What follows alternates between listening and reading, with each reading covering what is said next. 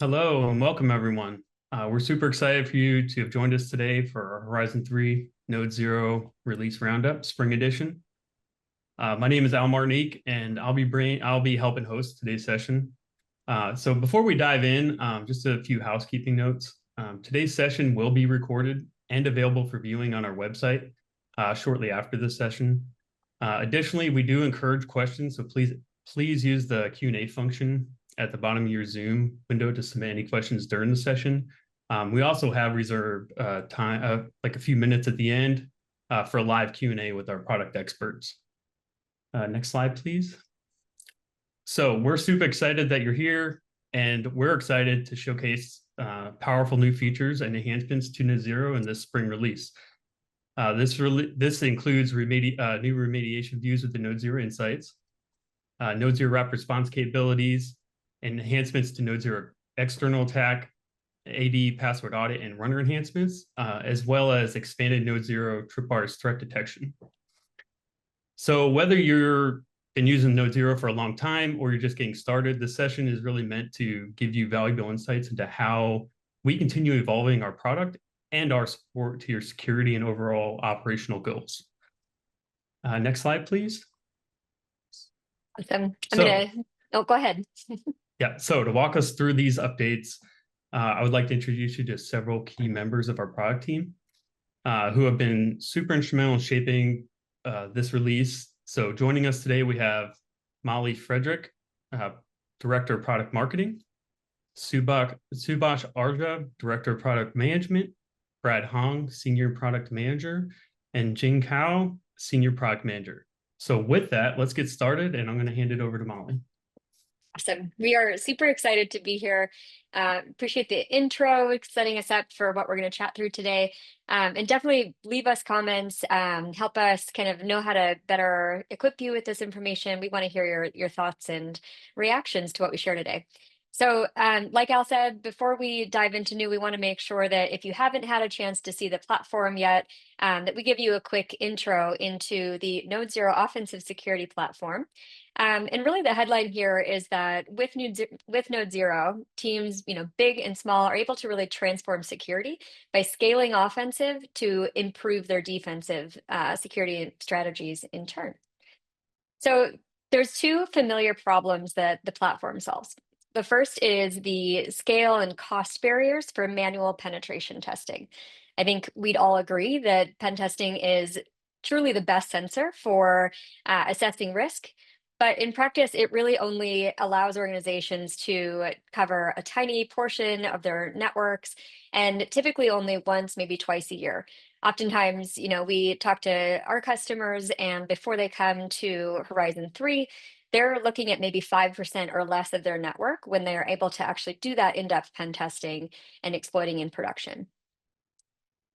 On the flip side of that coin, we have the second problem, which is the noise of passive vulnerability scanning. So you're able to see the kind of totality of vulnerabilities that you're exposed to across your networks, but you're not able to see what's actually exploitable or what actually represents downstream impact. And that's where risk comes in. It's one thing to see everything that could potentially be a vulnerability, but until you're able to actually exploit that and cause harm, it's not actually worth your time. And most of the solutions that are being used today for passive scanning, if they offer prioritization, it tends to be probabilistic. So at best, you're getting kind of a model for what might be the best return on investment when it comes to your remediation. So NodeZero solves these problems. We bring SaaS and machine learning scale to offensive security. We empower teams to prioritize based off of proof of business impact based on the exploits in your production environments. And that allows these teams to accelerate and verify remediation of what's critical and really understand risk holistically using that production data from just an unmatched volume of tests from different perspectives across your networks. So that's kind of what we support and the outcomes that you see with the platform. And before we dive into the latest and greatest enhancements, I'll give you just a quick sense of the shape of the platform and where these products fit together.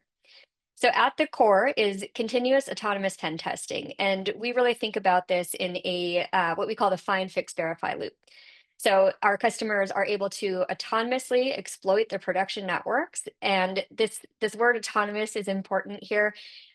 This is really about our platform being able to dynamically chain together different weaknesses, whether it's a CV or whether it's a misconfiguration, and doing that based on what it discovers in your network. So nothing is pre-scripted. We're able to actually take the attacker's point of view rather than relying on what humans might have anticipated and wanted to test specifically for.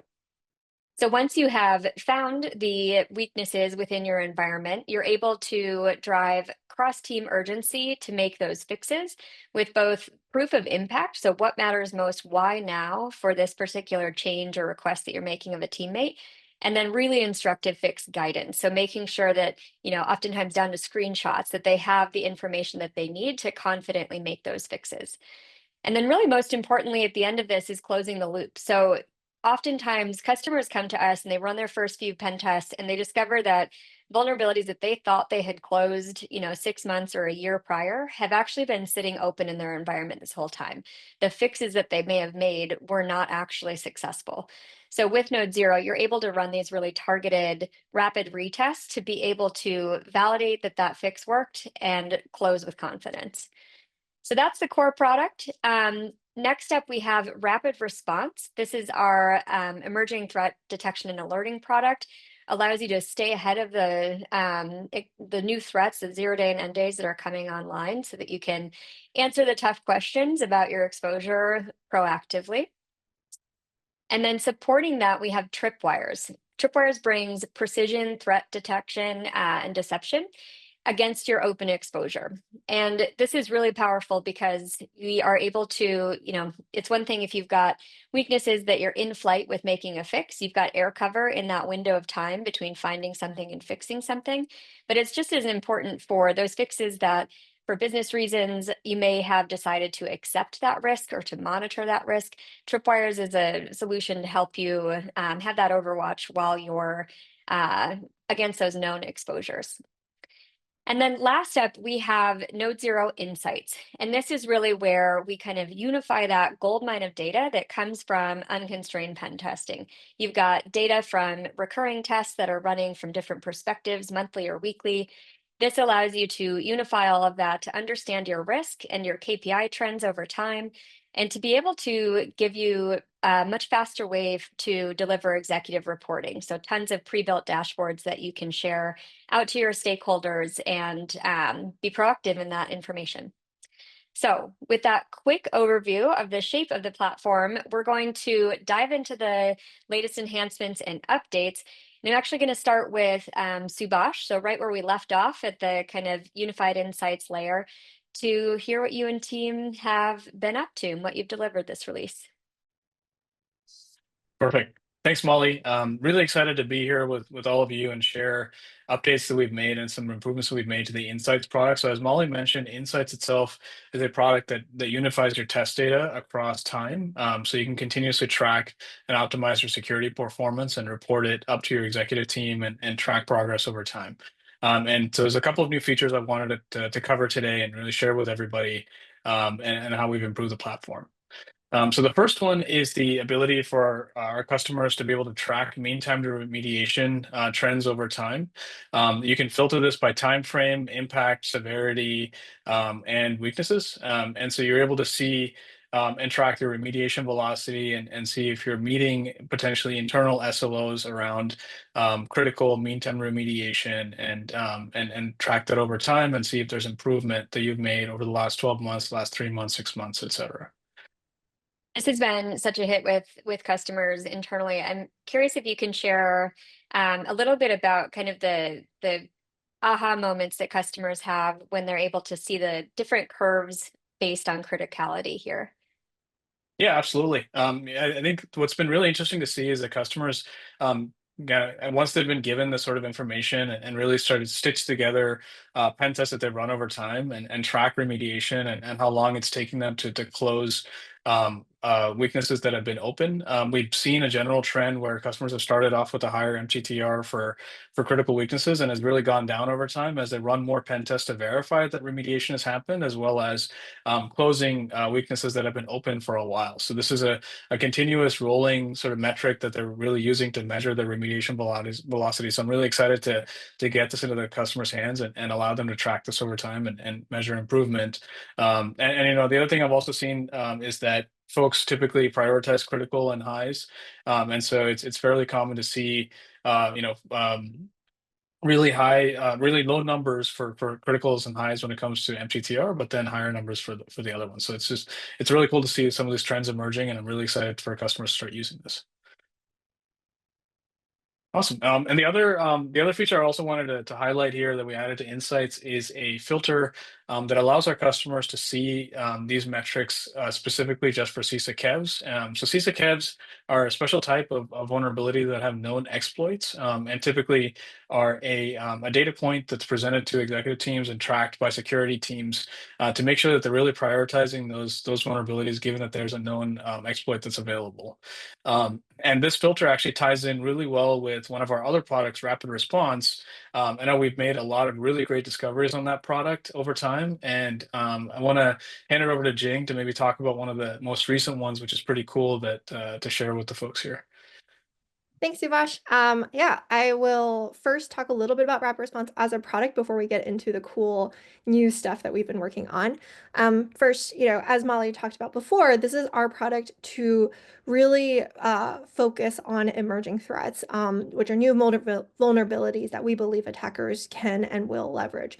So these are vulnerabilities that we believe, with our expertise, will eventually end up on that CISA KEV catalog being exploited by real attackers.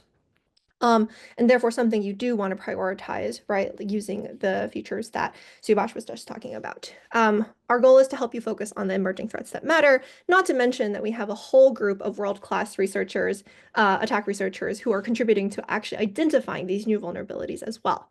So I'll talk about one super quickly. In the end of 2024, when all of us were hanging out with our families and, you know, opening presents and whatnot, our researchers were still hard at work. They noticed a trend that last year there were vulnerabilities that were being exploited by attackers in the remote software, remote access world, and they wanted to dig deeper there. They found a new software that we hadn't heard of it called Simple Help. We realized that customers were using it and it had pretty significant market share, so we dug deeper. We found a set of vulnerabilities that we were able to prove did have downstream impact. We immediately notified the Simple Help team to get them working on a patch, and then within days, we were able to notify our customers who we knew were exploitable and help them get ahead of that. We also made it then immediately available for other customers to start testing for that exposure. By mid-Jan, Simple Help was able to release a patch and publicly disclose those vulnerabilities, and a month later, these vulnerabilities got added to the CISA KEV catalog, showing that attackers were actually exploiting them. So our customers, huge head start to being able to mitigate and remediate. Not to mention, in the first 4 months of 2025, our team also looked at thousands of new vulnerabilities, and we escalated 16 of those to the level of Rapid Response. Of those, 50% had already been exploited by, or have now, at this point, rather, been exploited by real attackers and added to the CISA KEV catalog. I would like to turn it over to our product manager, Brad, to talk about new opportunity or new experiences that we have that will improve also Rapid Response. Sounds good. Thank you, Jing. So as Jing mentioned, rapid response is a critical function that we offer to our customers. In my opinion, as a former security person, you know, externally exposed infrastructure is probably one of the most dangerous surfaces for you to be managing. And so rapid response easily becomes one of the strongest values our attack team brings to our customers. So when a 0-day drops, it's going to be a race, right? You're either ahead of attackers or you're behind them, full stop. So if you're opted into certain exploitability checks from our attack team, you're going to get those early warnings, as Jing mentioned. And what's important for us is that it really only works at mass if you're running external pen tests across more assets more often, simply because the more surface that we see, the more services, the more types of public available infrastructure that we're able to get visibility into, the more accurate our intelligence is into your exploitability, and the faster we can alert our customers or yourself into when you're exposed. So for us, right, visibility alone is not enough. Our company's motto is quite literally trust but verify. And so for me, it's not enough to just say, hey, trust us that when we tell you something's dangerous. We would rather that you continuously test like an adversary, using the same TTPs that they're using right now. And for us, our job is to keep that attack content fresh, and your job is to use it, test frequently from different angles and perspectives.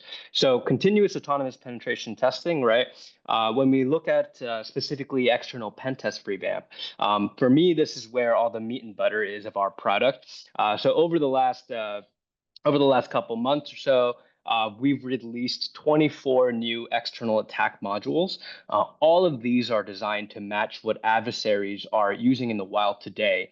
And it's part of that commitment to continuous coverage and real-world threat alignment. And we've prioritized these additions by analyzing active attack campaigns, common misconfigurations in the wild that we're seeing, gaps in external surface coverage reported by our customers, but also surfaced through our own testing pipelines, right? So again, this is about trust but verify. Even with our attackers on your side, it's not enough to just assume coverage. You need to test continuously from multiple perspectives, use the latest techniques that the attackers are using.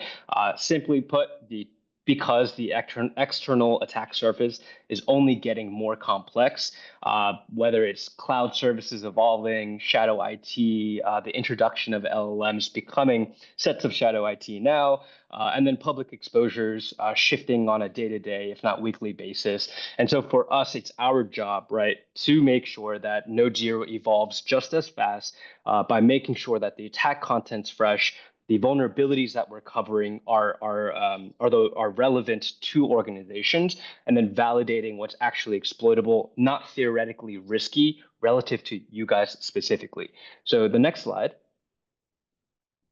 So as our external pen tests are actually number 2 most used test type on our portal today, and with good reason.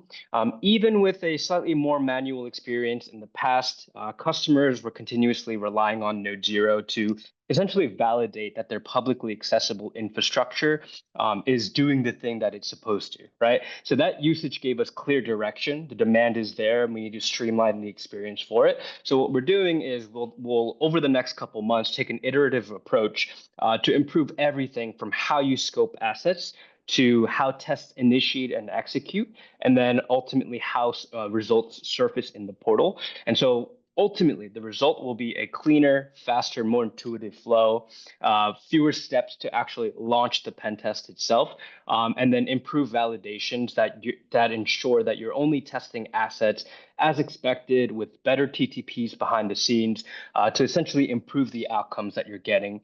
And so what you'll notice is with the next batch of releases that we make on external pen tests, you'll notice that we're turning from what was once a manual multi-step workflow into this smooth experience that gets you from what's exposed to what's exploitable with far less friction.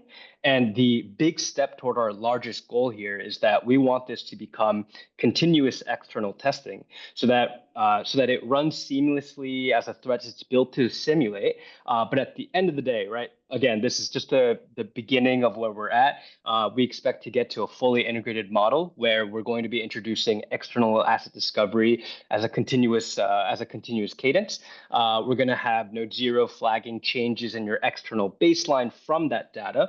And then eventually what we want is to be able to test in near real time as newly discovered assets become exposed from your environment. And some of the ways that we'll be able to do this is introducing the use of the cloud connectors that we already have in the product for AWS Pentest to feed NodeZero cloud native intelligence. Will enable bulk scheduling for recurring external pentests via the external scopes. And then, of course, you can opt into that the continuous asset discovery that I mentioned earlier.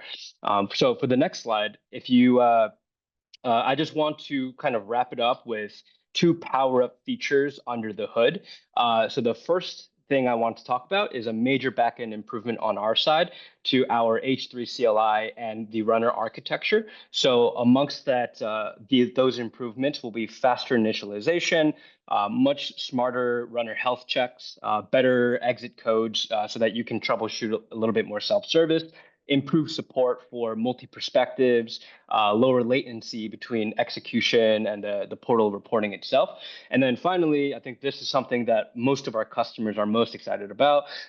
We've gone ahead and we have added more GPUs, more cracking power to our crack rig specifically for Active Directory password audit, one of our test types. And so I think the differentiator and how we do it is that we host the crack rig. You guys as the organization don't need to budget for local GPUs or to manage any cracking infrastructure in and of itself. And in fact, what we'll do is we've taken on sort of the back end, the operational support there to continuously upgrade our backend to support faster hash cracking, broader dictionary lists, right? Expanding on more possible mutations, and then, of course, improving success rates by dedicating simply more compute power to how we do the cracks themselves. So the goal there, right, is more valid credentials found faster with zero operational lift on your side. And so for me, it might seem initially like a bit of a cosmetic update, but it's foundational, right, for what's coming next for NodeZero in terms of continuous, resilient, and autonomous offensive testing. And not to mention, the more passwords we crack, the more critical attack paths NodeZero is able to uncover, which then become opportunities for tripwires to get that early detection on those critical attack paths, which takes me to our last product, NodeZero Tripwires. Before I get into the really cool, exciting updates, just a super quick overview of what it is, why we're doing it, how we got here. As you know, the underlying NodeZero value is that offense informs defense, right? Use NodeZero to help you prioritize what matters. With NodeZero Tripwires, this is our first foray into our expanded vision, which is offense informs defense, but also improves it. And that's why we launched NodeZero Tripwires last year. It's really our answer to the problems plaguing the defense world today. Lots of manual setup, lots of noise, false positives, really very high manual burden with low return in terms of being able to actually identify malicious actors. And so to date, our product has really enabled you to autonomously get honey tokens dropped in those most critical impacts or most critical weaknesses that lead to real business impact. Today, I'm excited to talk about 3 new capabilities that build on that foundation. First, we've expanded into our cloud offerings, doubling down here on cloud. We know that hybrid and cloud environments are particularly at risk for attackers. Lots of ways in which attackers could get in. Overly permissive IAM roles, for instance, complex security configurations that could lead to misconfigurations. And so now we're enabling you to get tripwires in your cloud environment as well more easily.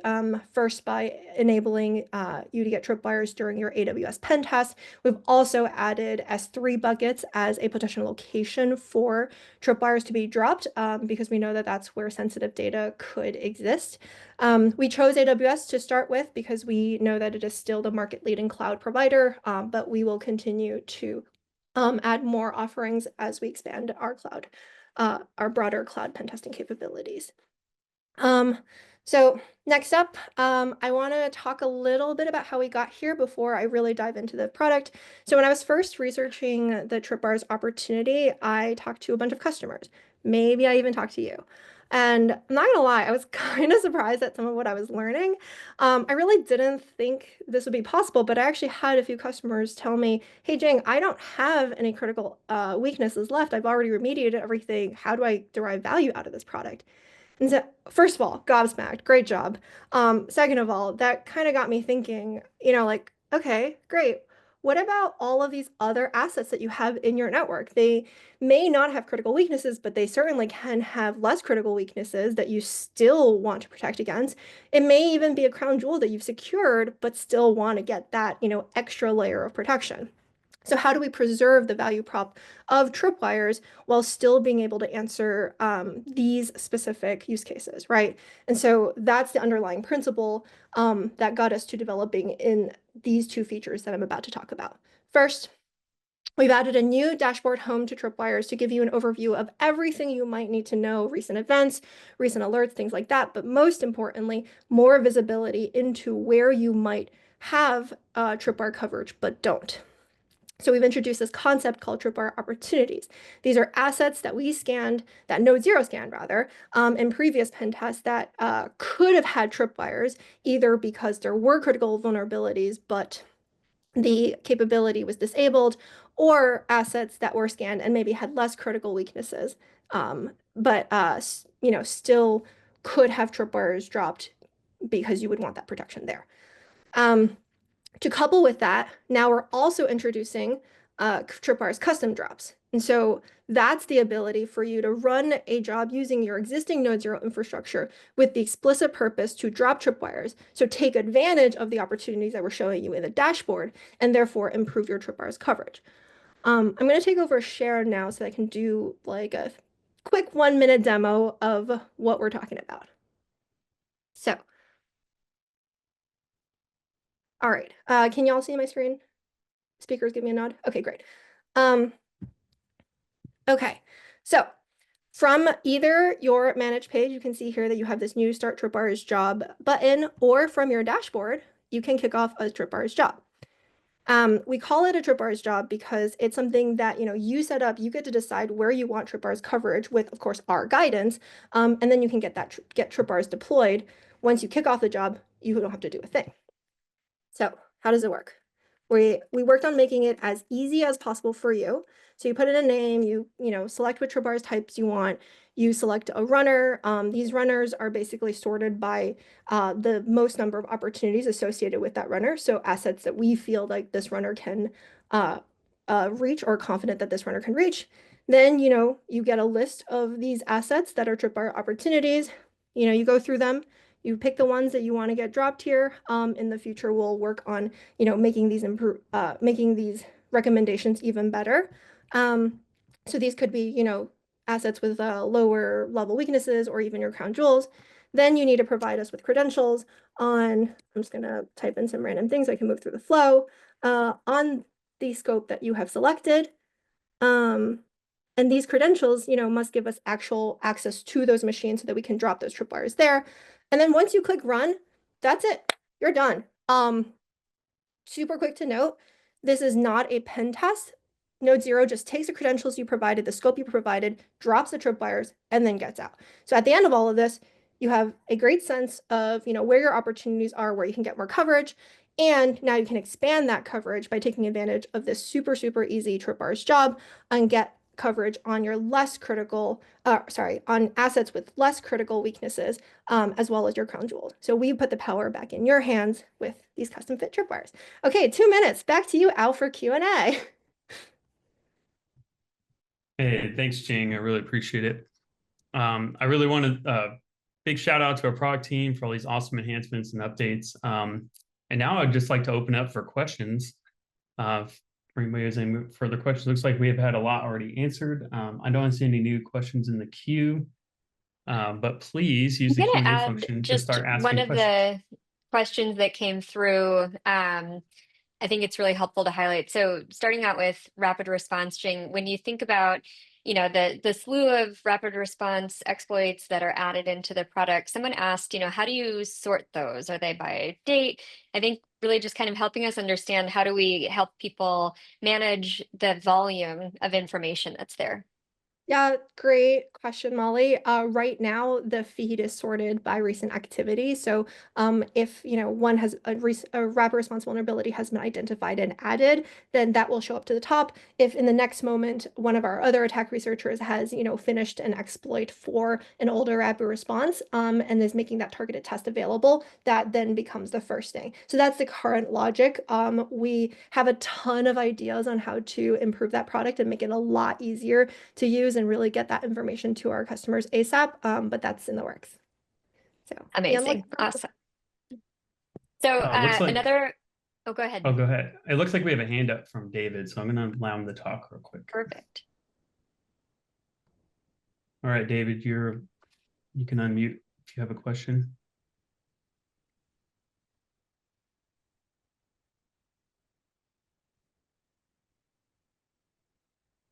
It might have been the accidental hand raise that happens Yeah. sometimes. If Go ahead, anybody Molly. does have a question, you want to, chat live, please do let us know. And If you don't mind, David, actually. just come off mute if you have one. It might have been an accident, but since we have 1 minute, I wasn't sure on the time, so I didn't show the wizard earlier. But I do want to call out for those of you who have never run an external asset discovery in the past, you will be able to. I'm going to take over screen share real quick. You'll be able to access the new flow that I was talking about by literally going into your portal account. Okay, there we go. Going into your portal account, clicking into run pen test. And then once you select the infrastructure attack surface here, what you want to do is simply select external pen test. Now, the two options that you have available to you is either you provide us a specific scope that you want for us to test from an external perspective, which means it will originate from our cloud environment, attacking your public-facing infrastructure, or you can ask us to first test all the scoped assets and then try to enumerate more, so like subdomains, things like that, that we can find from open source intelligence. So this is a really easy way for you to go through 3 steps to launch your first external pen test. What I love about that too is, and actually, do you mind continuing to share, Brad? I wanted to have you, so just on the discovery point, being able to highlight how many of our customers, discover assets that they didn't realize were external facing or internet facing. So being able to not rely just on what you're aware of, but actually do some of that discovery is super powerful. If you go back to the pen test start, the suite of tests, one more. This is perfect timing. We had a question come in around the availability of internal versus external. And Brad, you also talked about 80 password audit. The key point here that's really great about NodeZero is that all of the tests that you see here, with the exception of the PCI compliance testing, these are all included in your subscription. So there's no extra module to buy for internal versus external. It's all based on the assets that you decide to scan. And the reason that the product was built this way and the way that we have pricing set up is really because we want you to have that full view of what an adversary could do in your environment and not have, arbitrary lines between internal, external, or between cloud and on-prem. So the coverage here is really a big differentiator to know that all of these tests are at your disposal. Nothing is gated based on extra modules. So we had one other question that I wanted to have, let's see, come through to, I can speak to this one. So there was a question clarifying what do we mean when we say an exploit and whether that's actually a weakness in the UI. And, we appreciate the amount of kind of language and everything from acronyms and different ways people use terms in security. So just wanted to clarify, when we talk about a weakness in Horizon 3, that's covering the breadth of vulnerabilities, but also coming through to misconfigurations, weak passwords, basically anything that an actual attacker would make use of, and being able to chain those all together. Earlier, we saw a view of a diagram that showed a bunch of weaknesses on the left, so all the different types and variety of vulnerabilities that were found during a test. And then those were correlated to the downstream impact. So these are going to be the things like ransomware. And so when we talk about in Subhash's overview for insights, critical weaknesses, what we're talking about there are the weaknesses that led to substantial downstream impact. And the score that we provide to you to help with prioritization will take into account what the impact is, and then how many downstream impacts are kind of sourced from any given weakness. And so the degree of prioritization, the fidelity that you get by proving out what's exploitable, what weaknesses are going to lead to a greater volume of those impacts, that's what we kind of all feed into the model for criticality.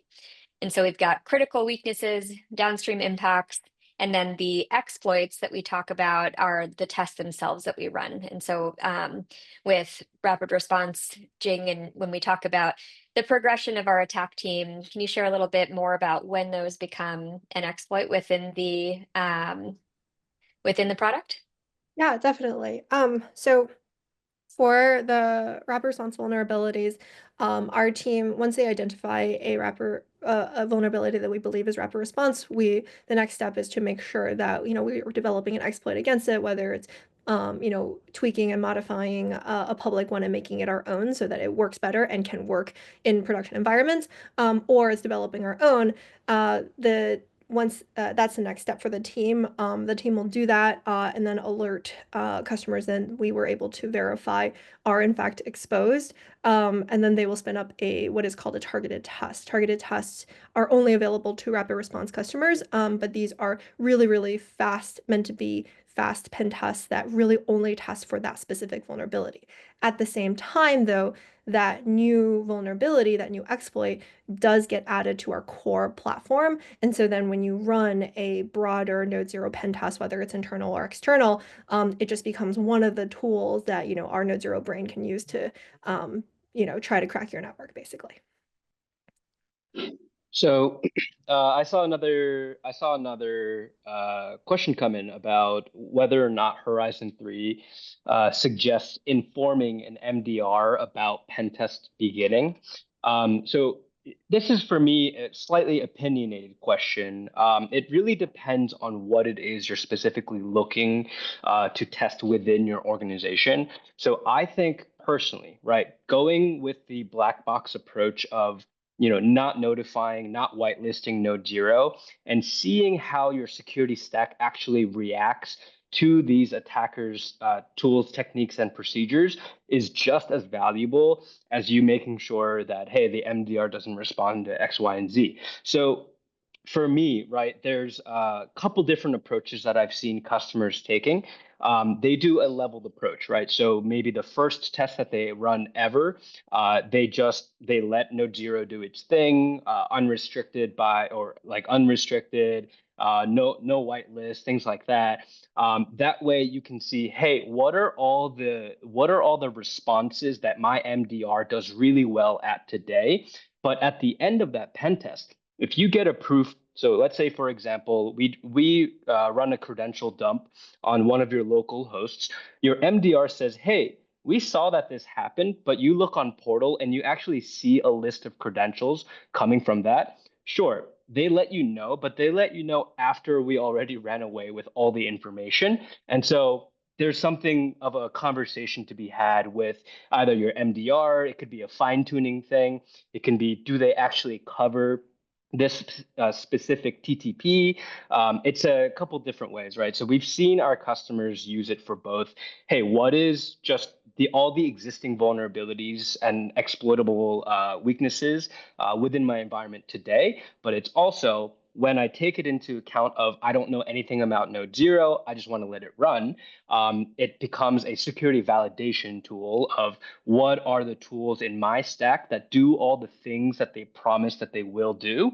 And if it's not doing the things that they promise that it will do at the end, right, when you get the results, there's a serious conversation you need to have with each of those security vendors about can you stop and mitigate this attack? If you can't, what can I do to mitigate this type of technique? And then if all the answers to those questions are no, you might need to look for a new MDR vendor. So That's Brad with the opinions, always helpful for sure. I'll just layer on top of that too, sometimes the mindset shift is, you're behind that question is concern about alert fatigue. And it's really the difference here between the scale of alerts and findings that you'll have from a vulnerability scanner versus the focused proven priority of alerts that you'll get from NodeZero actually exploiting the weaknesses. So the scale is much different and the criticality is much different as well. We have one more question that has come through. I would love to, maybe Brad, you can take this one, talking about the fully cloud environment testing coming from Jindrak. I was on mute. So it is possible. We do allow you to, basically the way you think about NodeZero is anywhere you can deploy a Docker container, NodeZero can be deployed and test internally from it. So again, like I know a lot of people think when they think cloud, they think, oh, it's outside of my environment. But from an attacker's mindset, right, it is still internal to your organization because there are pathways from point A to B that are critical for business use cases, right? So for us, it all just becomes if you can deploy that virtual machine directly within Azure, you can deploy an internal pen test and it will encompass the fully cloud Azure environment. We are making improvements to how our Azure Entra ID pen test works so that we don't have to have reliance on a domain controller or Active Directory in the environment. But for now, the internal pen test is the best way. The The alternate perspective I also recommend is external. So it's looking at the external pen test plus injecting an Azure credential. That's what in the manual pen testing world, you would call that gray box testing, right? Limited information that you know about the environment. And so the use case that you can think of as a what if is say somebody in my organization had their credential breached. And I am equipped with that one credential and I go with the external pen test. What can I see? What can I get to with just that singular credential? It's an interesting use case to look at for sure.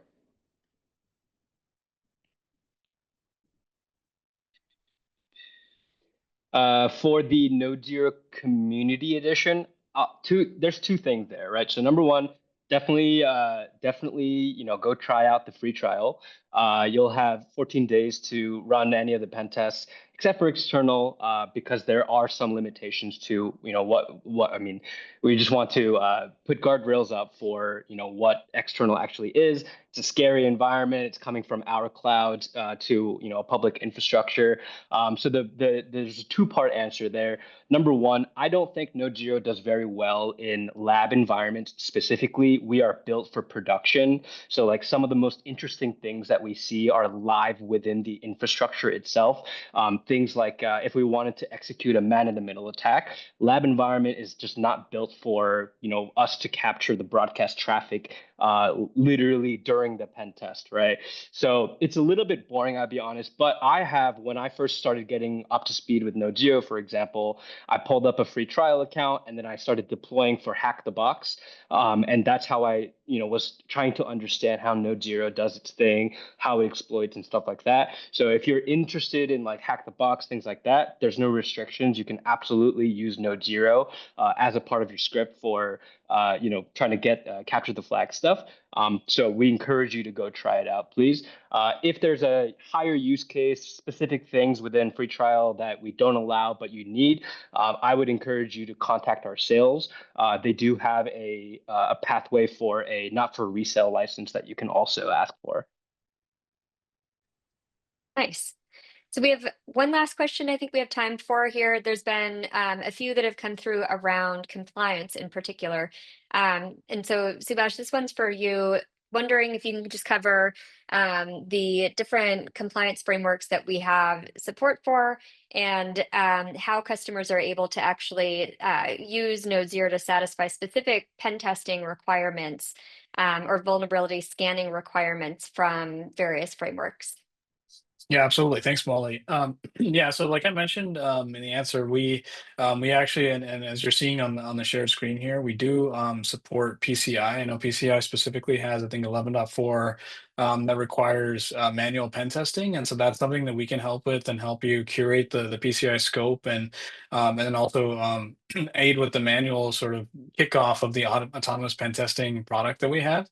The other standards like SOC 2, GDPR, NIST2, DORA, et cetera. They don't explicitly call out pen testing as a requirement, although we've had several customers use our pen test report in lieu of vulnerability scanners or vulnerability management tools. So that's definitely something that we support, and we can work with you to kind of curate that auditor report, et cetera, to meet that requirement. And just in terms of the roadmap for insights, we are looking into integrating with tools like Vanta, where you can send your pen test report directly to tools like that, and import it. I think right now it's a pretty manual process in Vanta where you have to import a pen test report. So and also being able to track compliance checklists within NodeZero itself. So we are looking into that, and that's something that's coming on the roadmap. So definitely stay tuned for that, and looking forward to providing that update once we have it in the product.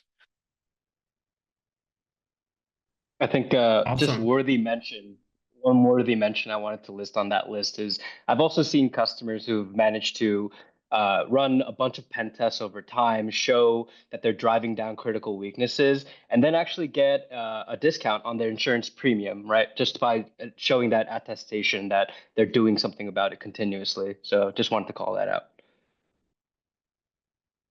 Awesome. I really appreciate it. Again, I want to shout out to the product team. It's been a great webinar. Thank you for the audience for joining us today and being part of our Horizon 3 community. We really appreciate your support.